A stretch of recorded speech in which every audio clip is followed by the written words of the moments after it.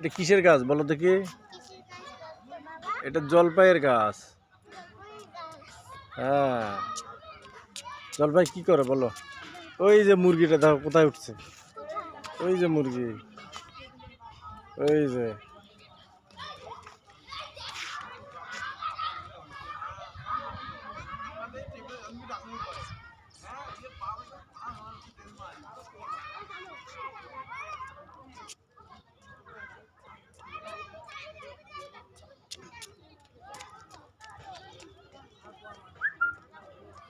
দেখছো,